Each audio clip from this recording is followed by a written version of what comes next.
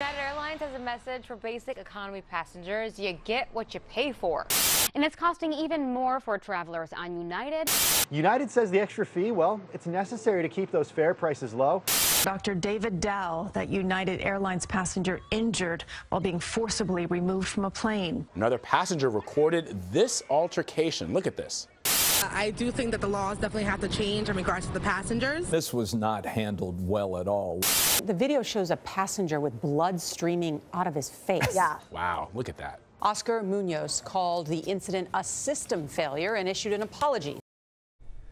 As you've seen, the past 2 years have seemed like non-stop negative headlines for United Airlines and its CEO, Oscar Munoz. But today, Munoz says the airline is in the middle of a huge turnaround with a better experience, not just for flyers, but for their employees. And Marcelino Benito sitting down exclusively with the CEO and joins us now. Marcelino, what did you learn? Well, guys, it has not been a smooth ride for United. We've seen that throughout the last couple of years, but things are looking a lot better now, and that is great news for Houston.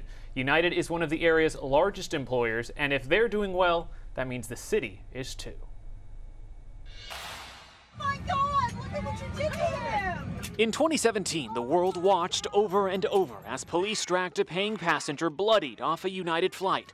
The moment sullied United's image. It was incredibly impactful to us emotionally.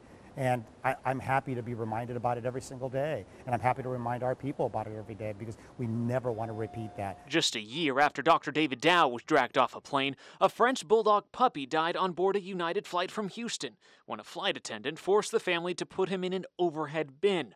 Two of the airline's darkest moments that CEO Oscar Munoz doesn't want to forget. Those incidents, while awful, do not represent this company. I knew that, we knew that, and part of that is my role to change the culture, adjust those policies and procedures so we don't get into that mode of just providing a service. We need to care about folks. Convincing the flying public of that has been a challenge. Munoz is in Houston on a two-day trip to thank his more than 14,000 employees, and he's talking about United's turnaround. There's always critics, and turnarounds aren't easy. United is flying high again, outperforming its competitors this year. Despite higher fuel costs, the airline boosted third-quarter profits by 30%. Travel demand is high, and United is cashing in by raising ticket prices and adding more flights. United also recently boosted checked bag fees from $25 to $30. We do take that money and reinvest it in the business. Munoz says those reinvestments are happening at key mid-continent hubs like IAH, and Houston has been key to United's resurgence. This is a critical part. It's one of our crown jewels. At its peak, United flew 700 flights a day out of Houston. When our economy tanked, it dropped to as low as 400. Now, 500 flights take off daily, and this fall, that number could reach up to 600. We have so many interactions with customers day in and day out, and we fly millions of people out of Houston, and I want all those transactions to be well. So what you worry about is that somebody on my side is having a bad day, or something we haven't thought of happens. So Munoz says the focus now is on ensuring a better customer experience. We're re-energized. Have a good one. At IAH, that means a brand new Polaris lounge, upgrades to Terminal C, new routes, and consistent, caring interactions with United employees. Yeah, there's been a couple dark moments, but we kind of all knew we were going to be here at this point in time. At the end of the day, I want you and collective view of Houston to feel good about flying us. Munoz says the airline plans to hire about 2,100 new flight attendants next year, and they will train right here in the Houston area for about 6 weeks.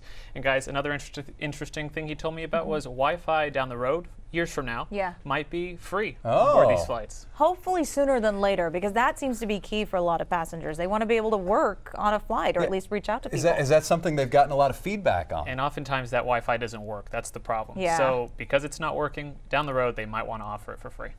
Good news. Sounds good to me. Thank I like you, those Marcelino. changes. Thank you.